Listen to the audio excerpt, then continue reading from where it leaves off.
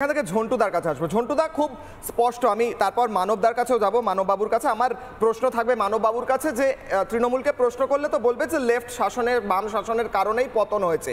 আমার প্রশ্ন আপনাকে, আপনি অ্যানালিটিক্যালি বলুন, আজকে পশ্চিমবঙ্গের এই যত বছর ধরে তৃণমূল সরকার শাসন করছে, সেই সময়টা কি যথেষ্ট একটা রাজ্যকে সম্পূর্ণ ইকোনমিক অর্থনৈতিক ধ্বংসের পথ থেকে তুলে আনা? কারণ বলা হয় বাম শাসনে অর্থনৈতিক ধ্বংস হয়ে গিয়েছে রাজ্য, সেটা যথেষ্ট ছিল কিনা, এক নম্বর। আর দু নম্বর, এই রাজ্য বিজিবিএস যেটা বলছিলেন, এত লক্ষ কোটি, এই কোটি কোটি, এই হাজার কোটি, এই বিনিয়োগগুলো, এই রাস্তা হয়েছে, এই এরিয়া করে দেওয়া হয়েছে, এইগুলো তো আমি দেখতে পাচ্ছি না। খাতায় কলমে কতদিন সন্তান যেন দুধে থাকে, দুধে ভাতে, বলেননি তো যে খাতায় কলমে দুধে ভাতে, আর দুধটা তো চাই, খেতে হবে তো। বলুন না, আমি প্রথমেই বলি, দেখুন, আমি এই উত্তরটা মাননীয় যিনি অসমের মুখ্যমন্ত্রী তার মুখ দিয়ে দিচ্ছি। অসমের বর্তমান মুখ্যমন্ত্রী ক্ষমতায় আসার আগে আমরা অসম সম্পর্কে, অসম লাগোয়া আমাদের বাড়ি তো উত্তরবঙ্গ, আমরা ছোটোর থেকে জেনে এসেছি, ইভেন আমার মামা এখনো থাকেন, যে অসম হচ্ছে নরকের আরেক নাম। উলফা জঙ্গি, এই জঙ্গি, সেই জঙ্গি। আজকে আপনি একটা শিরোনাম দেখান, এখানে আমাদের বাম প্রতিনিধি ভাইটিও আছে, যে আমাদের শৈশবটা কেটেছে অলফা, বড়ো, এইসব জঙ্গিদের নাম শুনে। আজকে ওখানে কোনো জঙ্গি উপদ্রব শুনতে পান? এটা শুধু শাসন যন্ত্রের সাংঘাতিক পুলিশ ফোর্স দিয়ে দমানো যায় না কোনো জঙ্গিবাদকে। উন্নয়ন, দুমুঠো খাবারের সন্ধান দিতে পারলে জঙ্গিবাদটাকে নির্মূল করা যায়। কিশোরা, এটা জেনে রাখো, কোনো শাসকের কত বড় অস্ত্র আছে, জঙ্গিবাদকে কোনোভাবে আটকানো যায় না, বিচ্ছিন্নতাবাদকে। ওখানে কিন্তু উত্তর পূর্বের বিচ্ছিন্নতাবাদের অন্যতম মুখ অসম আজকে কিন্তু শান্ত। এই শান্তটা বন্দুকের জোরে হয়নি, নলের জোরে। এই মুখ্যমন্ত্রী বর্তমান, আমি ভদ্রলোককে দুটো অ্যাসপেক্টে চিনি, তিনি ইন্টেলেকচুয়াল কাম, একদম মাটির মানুষ হিসেবে লড়াইটা করে এটা করেছেন। দ্বিতীয়, কেয়া ম্যাডাম বলছিলেন কতগুলো কথা। 1950-এ যে রাজ্যটা ছিল মাথাপিছু আয় 1 নম্বর, সেই রাজ্যটা আজকে ভুল বলেছেন আমাদের কেন্দ্রীয় অর্থমন্ত্রী, ভুল বলেছেন অসমের মুখ্যমন্ত্রী, একদম পশ্চিমবঙ্গ সম্পর্কে অপপ্রচার করছেন দাঁড়িয়ে। সেই রাজ্যটি এখন পিছন দিক থেকে 1 নম্বরে, আমরা 1 নম্বরে, পিছন দিক থেকে আমরা 1 নম্বরে। উনি এটা বলা উচিত ছিল, এইভাবে বলে আমরা পিছিয়ে। আমি তোমাকে বলি যে রাজ্যে 18% টোটাল আয়ের 18% কৃষির থেকে আসে, অদ্ভুতভাবে সে রাজ্যের 40% মানুষের জমি কৃষিকাজের জন্য আছে, বাকি কোথায় গেল? আচ্ছা, যে রাজ্য, আমি ছেড়ে দিই, যে রাজ্যে আপনি পরিযায়ী শ্রমিকের কথা বলছেন, মমতা ব্যানার্জি সংখ্যালঘুদের কথা বলেন, আমি মনে করি ঠিক আছে, উনি তো বলছেন পিছিয়ে পড়া মানুষের কথা উনি বলেন।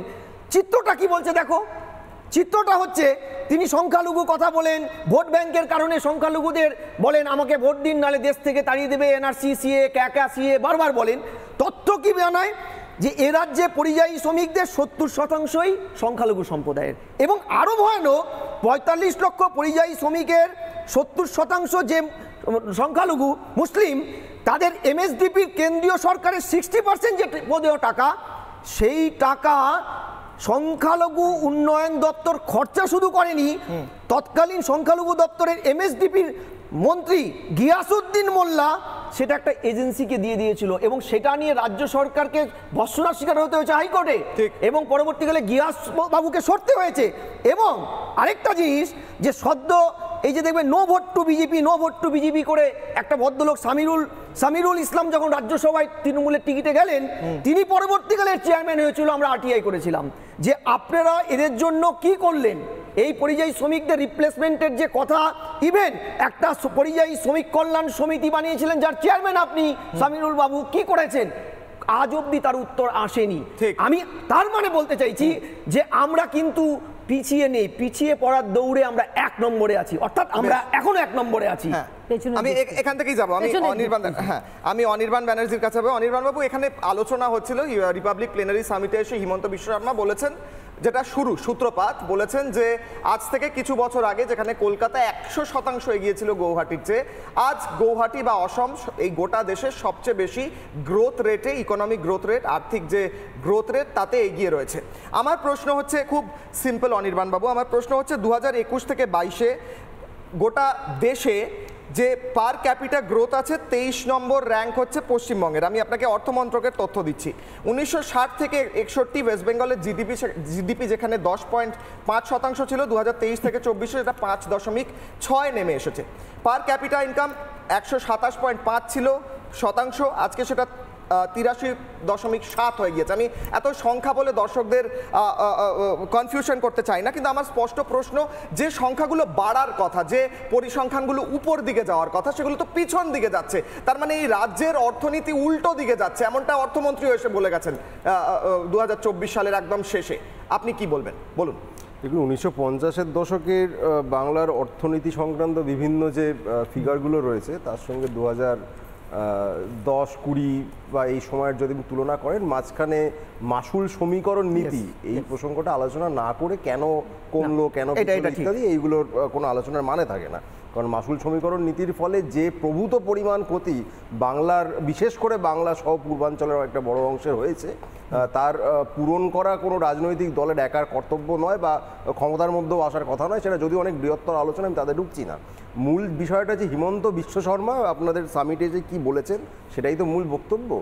এবার হিমন্ত বিশ্ব শর্মা কে? হিমন্ত বিশ্ব শর্মা হচ্ছে সেই ব্যক্তি যাকে তার বর্তমান দল লিফলেট ছাপিয়ে বার্জার, লুই ইত্যাদি সংক্রান্ত নানা দুর্নীতিতে লিফলেট ছাপিয়ে চোর বলেছিল, এবং রোজ ভ্যালি কাণ্ডে এই হিমন্ত বিশ্ব শর্মার গ্রেপ্তারি দাবি করে তার বর্তমান দল একের পর এক মিছিল করেছিল।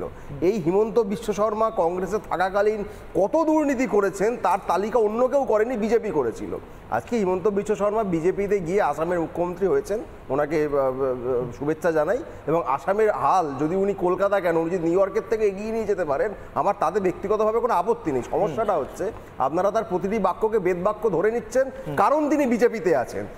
যদি তিনি বিজেপিতে না থাকতেন, কথাটা শুনুন, অর্থমন্ত্রী নির্মলা সীতারামন তিনি তো অর্থমন্ত্রী, তার কথা তো আমাকে বেদ বাক্য হিসেবে ধরতেই হবে। যদি অর্থের দিক থেকে, অবশ্যই তাই, অর্থমন্ত্রী যে তথ্য দেবেন সেটাকে মিথ্যে বলে এই দেশের একজন বাসিন্দা মিথ্যে বলে ট্রেডমিলে দাঁড়িয়ে বাজেট দিলে অর্থমন্ত্রী যেটা বলছেন আমি কেন বিশ্বাস করব না? আমি তো কোনো কারণ দেখি না। ট্রেডমিলে দাঁড়িয়ে বাজেট তৈরি করলে সেটাকে বলবে। আমি বলে দিই, অর্থমন্ত্রী বলছেন যে তথ্য ওয়েস্ট বেঙ্গলের জিডিপি এই মুহূর্তে যদি কম্পেয়ার করা হয় অন্যান্য রাজ্যের তুলনায় 6 নাম্বার কি 7 নম্বরে রয়েছে, যেখানে পপুলেশন যদি দেখতে হয় 3 নম্বরে রয়েছে। সেই ক্ষেত্রে দাঁড়িয়ে এই দেশের, এই রাজ্যের অর্থনীতি নিয়ে আমি প্রশ্ন করব না কেন?